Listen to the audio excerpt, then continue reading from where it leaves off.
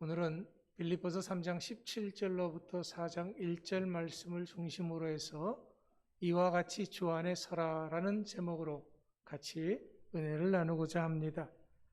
자, 우리 믿음의 사람들은 항상 어떻게 살아야 복음에 합당한 삶을 살까 하는 것이 문제입니다. 그런데 악한 사탄 마귀는 우리 믿음의 사람들이 어떻게 하든지 믿음의 사람답게 살지 못하도록 만드는 것이 또한 이 악한 사탄이 하는 일입니다. 이 세상의 모든 것을 다 총동원해 가지고서는 방해 공작을 펼치는 거죠. 그것도 눈에 띄지 않게 조용하게 우리들의 신앙을 무너뜨리고 있습니다. 일전에 교회 주보 사막의 생수에 가장 쉽게 망치는 방법이라는 글을 실었었는데 기억하실 것입니다. 여기에서 꽃밭이라든가 인생이라든가 교회라든가 신앙을 어떻게 망치는가 하는 것에 대한 이야기를 실었습니다. 그렇습니다. 우리가 살면서 뭔가를 만들고 세워나가는 것은 참 힘이 듭니다. 많은 고난의 시간을 참고 이겨야 하기 때문에 그렇습니다. 하지만 우리가 아무리 그렇게 세운 것이라고 할지라도 무너지는 것은 한순간이다라는 겁니다. 우리 인생을 망치는 것도 마찬가지입니다. 방탕하고 법을 어기고 타락해버리고 건강을 마구 상하게 하면 될까요? 아니요. 그런 수고할 필요가 없습니다. 세상 돌아가는 대로 그저 나를 그냥 편하게 내버려 두면은 저절로 망가진다라는 겁니다. 내 영혼을 망가뜨리는 것도 마찬가지입니다. 하나님의 진리를 철저하게 반대하고 나선다거나 아니면은 물질과 유욕을 위해서 살면 될까요? 아니요. 그런 수고 전혀 할 필요가 없습니다. 그냥 하나님이 안 계신 것처럼 내 영혼은 아무것도 아닌 것처럼 그렇게 그냥 내버려 두면 망가진다라는 겁니다. 그러면 교회를 망가뜨리는 방법은 뭘까요? 교회에 돌을 던지고 건물을 부숴버리고 예배를 방해하고 중상모략하고 다니면 될까요? 아니요. 그런 수고할 필요가 없습니다. 교회가 존재하지 않는 것처럼 교회 가지도 말고 교회 봉사하지도 말고 그냥 내버려 두면 됩니다. 그러면 교회는 저절로 망가질 것입니다. 교회가 망가짐과 동시에 내 신앙도 망가지게 된다라는 겁니다. 지금 코로나 시대에 사탄이 우리들을 무너뜨리기 위해서 선택한 방법이 바로 이것입니다. 교회와 내 영혼을 위해서 아무것도 하지 않게 만드는 것입니다. 문제는 신앙이란 것이 살아있는 생명체와 같은 것이다라는 겁니다. 그래서 교회 가서 예배도 드려야 하고 주기적으로 모임도 가져야 합니다. 때로는 봉사도 하고 헌신도 하고 기도도 하고 성경책도 봐야 되고 찬양도 해야 합니다. 하지만 아무것도 안 하면은 곧 그 신앙은 아무것도 아닌 것처럼 그렇게 죽게 될 것입니다. 지금 우리는 코로나로 인해서 모이는 것이 힘들어지게 되면서 나도 모르는 사이에 서서히 신앙이 침체되고 있습니다. 가라앉고 있다라는 거죠. 이전 옛날처럼 그렇게 예배 참석 안 하고 노력조차도 안 해도 마음에 가책을 받는다거나 어떤 두근거림조차도 없습니다. 죄책감이나 미안함도 없고 오히려 그럴 수도 있지. 당연시 여기게 된다라는 겁니다. 이런 우리를 향해서 바울은 본문 4장 1절 말씀에서 주 안에 서라라고 외치고 있는 것입니다. 주 안에 서야 한다라는 거죠. 이런 면에서 바울은 탁월한 리더였습니다. 바울은 당당하게 많은 사람들에게 본문 3장 17절 말씀에서 나를 본받는 삶을 살라라고 외치고 있습니다. 이것은 그 삶에 자신이 없으면 할 수 없는 말입니다. 많은 사람들의 경우를 보면은 말들은 아주 멋지지만은 삶이 그렇지 못하는 경우가 많습니다. 그들의 기도 소리는 참 은혜로운데 삶은 많은 사람들을 열받게 한다라고 말씀을 드렸었습니다. 그래서 바울은 빌립보서 1장 27절 말씀에서 복음에 합당한 삶을 살라라고 우리에게 강권하고 있는 것입니다. 바울의 삶은 예수 그리스도를 본받는 삶, 바로 그 자체였습니다. 말씀에 순종하는 삶이었습니다. 여기에 가장 큰 우선순위를 두었고 여기에 바울은 생명을 걸었던 것입니다.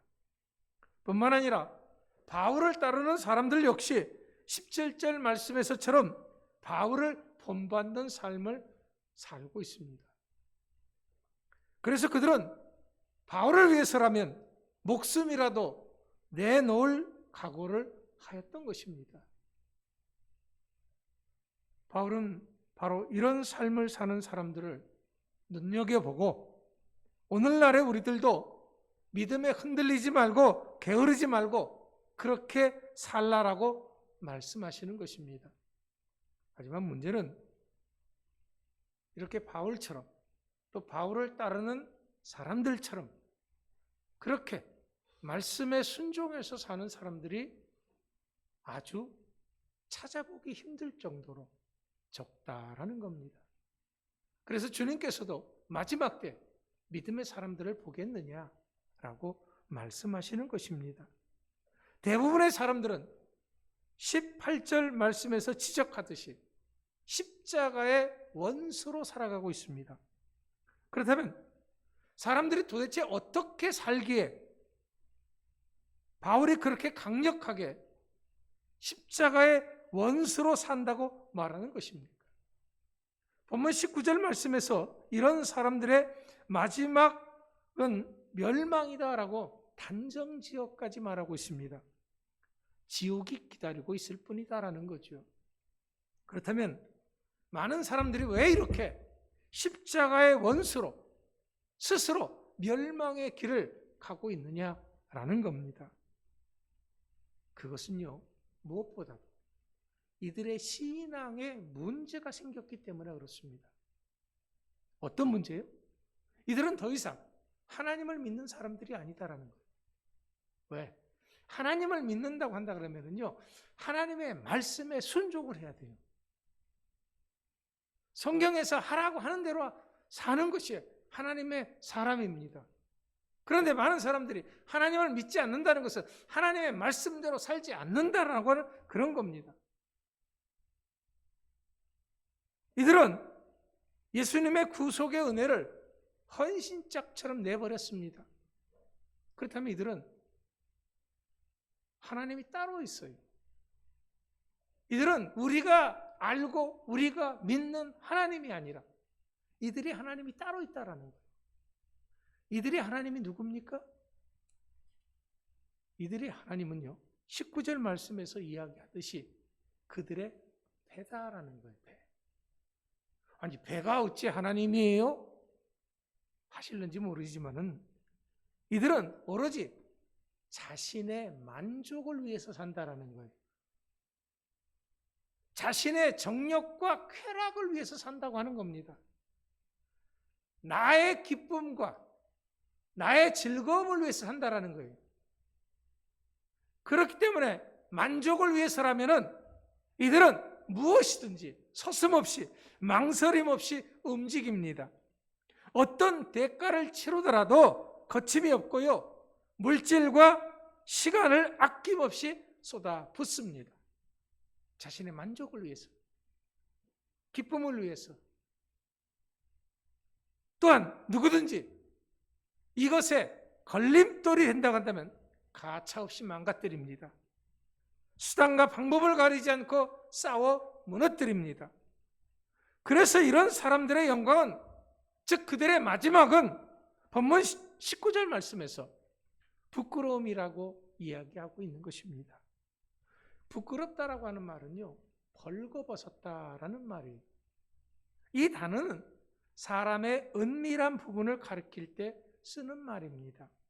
그러니까 이들은 마땅히 부끄러워해야 할 부도덕한 일들을 서슴지 않고 즐겼음을 시사하는 것입니다. 그렇기 때문에 이들의 삶의 결과가 드러날 때, 벌거벗은 것처럼 이들의 삶의 결과가 드러날 때 부끄러울 수밖에 없다라는 거죠. 이렇게 사는 사람들은 하나님이 기뻐하는 사람들이 아닙니다. 하나님이 기뻐하시는 일들도 아니고 하늘의 일들도 아닙니다. 그러니까 바울은 이런 일들이 바로 19절 말씀에서 땅의 일이라고 말하고 있는 것입니다. 자신의 배를 신으로 삼고 사는 사람들은 본능적이고 물질적인 것을 생각하면서 세상적 가치 기준에 따라서 행동했기 때문에 그렇습니다. 결국 이런 일들은 하나님과는 아무런 관계가 없는 일이기 때문에 부끄러운 일이다라고 외치고 있는 것입니다. 하지만 우리들은 믿음의 사람들입니다. 하나님을 믿는 사람들입니다. 예수 그리스도로 말미암아 죄 용서받고 구원받은 사람들입니다. 땅의 모든 부끄러운 일들에서 예수 그리스도의 피로 씻어 깨끗하게 된 그런 사람들이다라는 말입니다. 이제 이런 사람이 되었다는 것은 하나님의 자녀가 되었다는 것입니다. 베드로전서 2장 9절 말씀처럼 우리는 왕같은 제사장이고 거룩한 나라가 되었다라는 그런 말입니다. 바로 이런 사람들이 20절 말씀에서와 같이 하늘의 시민권을 가진 사람들이다라는 거지요. 당시 빌립보 사람들은요, 로마 제국으로부터 아주 멀리 떨어져 있는 곳이었습니다. 빌립보와 로마는 아주 멉니다. 하지만 여전히 로마 제국 속에 속해 있기 때문에 로마 시민으로서의 특권을 누리며 살았습니다. 로마 시민으로서의 특권은요, 아주 많습니다. 로마 시민들은 거의 일을 하지 않고 노예를 부리면서 살고 웬만한 죄를 지어도 그들은 재판을 받지 않습니다. 이렇듯이 빌립보 교회 성도들은 비록 이 땅에서 외국인과 나그네처럼 산다고 할지라도 하늘에 소속된 사람들이다라는 것이죠. 그렇기 때문에 하나님이 주시는 은혜와 사랑과 축복의 특권을 누리며 사는 것입니다. 비록 지금은 이 땅에 살고 있지만은 하늘의 시민권을 가진 자들이기 때문에 하나님 나라의 시민으로서 합당한 모든 책임과 의무를 기뻐하며 살아야 한다라는 거죠. 이런 사람들의 특징은 20절 말씀에서 이야기하던 구원받은 자, 곧 예수 그리스도를 기다린다 그랬습니다. 아니, 우리들이 이미 구원받았습니다. 하늘의 시민이 되었습니다. 그런데 무엇에서 또 구원받는다는 그런 말입니까? 예, 분명한 사실은 옳습니다. 구원받았습니다. 우리는 하나님 나라의 시민이 되었습니다. 하지만 문제는 우리가 여전히 이 땅에 발을 딛고 살아가고 있다라는 겁니다. 우리는 아직 하나님 나라에 들어가지는 않았다라는 거지요. 그렇기 때문에 우리들의 육신이 변해서 예수 그리스도의 부활의 몸과 같이 되는 그날을 기다린다라는 겁니다. 그날에 우리들은 21절 말씀에서 이야기하듯이 우리들의 낮은 몸이 예수 그리스도의 영광의 몸의 형체와 같이 변화될 것이다 라는 거죠. 여기서 낮은 몸이라고 하는 것은 지금 우리들이 입고 있는 이 육신, 이 현재의 몸을 얘기합니다. 이 지금의 육신은 안 먹으면 배고프고 코로나 같은 질병에 쉽게 노출되지고 죽음과 고난 등의 무방비 상태로 놓여 있습니다. 아주 연약한 육체지요. 하지만 예수님이 부활하셨을 때 입으신 영광의 몸, 썩지 아니할 몸, 신령한 몸으로 우리들도 변화시켜 주실 것이다 라는 겁니다. 이것은 우리가 부활의 예수님을 생각하면 쉽습니다. 분명 예수님께서는 십자가에서 손과 발에 못이 박혔고 옆구리를 창으로 찔렸고 그래서 죽었습니다. 3일 만에 부활하셨습니다. 이런 예수님이 두려움 가운데 떨고 있던 제자들에게 찾아오셨습니다. 근데 그 제자들은 문을 닫고 방문을 다 닫고 꽁꽁 걸어 잠그고 이제 모여서 있었다라는 거죠. 그런데 그곳에 오셨습니다. 예수님께서 문을 열고 들어오신 것이 아닙니다. 그냥 오셨어요. 이것은 예수님은, 이제 부활하신 예수님은 이 세상의 그 무엇도 예수님을 막을 수 없다라는 것을 의미하는 것입니다. 뿐만 아니라 예수님은 제자들과 함께 식사도 하셨습니다. 그렇다고 해서 배가 고파서 드신 것은 아닙니다. 부활의 예수님은 안 먹어도 배가 안 고프고요. 먹어도 배가 안 부릅니다. 이것은 더 이상 먹을 것에 매이지 않는다라는 그런 의미입니다. 이것은 세상 사람들이 배를 위해서 산다는 것과는 완전히 대조적인 것이죠. 우리들의 영광의 몸은 이런 모든 것에서 예수님처럼 자유로울 것입니다. 이제 더 이상 배고픔도 없을 것이고 아픔도 없을 것입니다. 우리를 그렇게 괴롭혔던 질병도 없을 것입니다. 이 세상의 그 무엇도 우리를 구속할 수 있을 만한 것이 없다라는 겁니다. 이렇게 되면 이제 우리들은 더 이상 욕심 부릴 필요가 아무것도 없는 것입니다. 이제 우리들이 이런 영광의 몸을 입을 날을 기다리는 것입니다. 바로 이런 사람이 본문 4장 1절 말씀에서처럼 바울의 기쁨이 되고 또한 면류관이 된다라고 말하고 있는 것입니다. 그러면 어떻게 이것이 가능합니까? 왜냐하면 본문 21절 말씀에서처럼 예수님께서는 온 우주와 원수들 그리고 죽음에 대해서 초자연적이며 주권적인 능력을 가지신 분이기 때문에 그렇습니다. 예수님이 바로 전능하신 하나님이시다라는 것이죠. 그렇기 때문에 우리들을 마지막 날에 구원해 주실 것입니다. 바로 이런 은혜를 받기 위해서 우리들이 본문 4장 1절 말씀에서와 같이 주 안에 서 있어야 하는 것입니다. 이것은 단순하게 서 있으라라고 권면하는 것이 아닙니다. 서라라고 강권적인 명령입니다. 이 말은 그냥 서 있는 것이 아니라 진실되게 굳게 서다라고 하는 말입니다. 원래 이 말은요, 이제 병사가 적의 공격을 받으면서도 초소에 굳게 서 있는 모습을 나타낼 때 의미하는 그런 단어입니다. 하지만 본절에서는요, 바울의 빌립보 교회 성도들이 어려운 상황에서도 이렇게 오직 하나님의 말씀 가운데 분명하게 서 있으라라고 말하고 있는 것입니다. 어떤 어려움 형편 가운데서도 흔들리지 말고 견고하게 서 있어야 한다라는 거죠. 그렇다면 이것이 어떻게 가능합니까?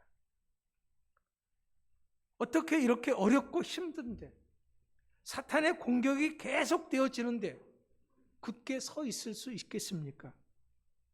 이것은 본문 4장 1절 말씀과 같이 오직 주 안에서만 가능한 것입니다.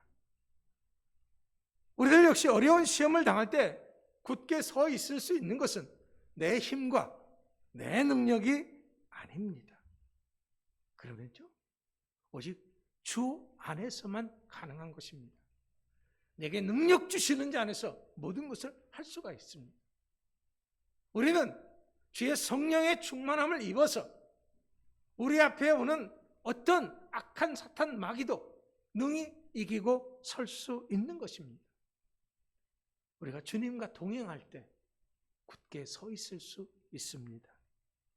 그래서 주 안에서 굳게 서라 라고 명령하는 것입니다.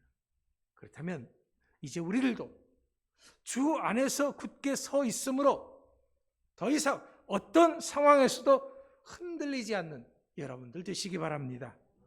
어떤 어려움 가운데서도 굳게 서 있을 수 있는 당당한 믿음의 사람들 될 수 있기를 축원합니다.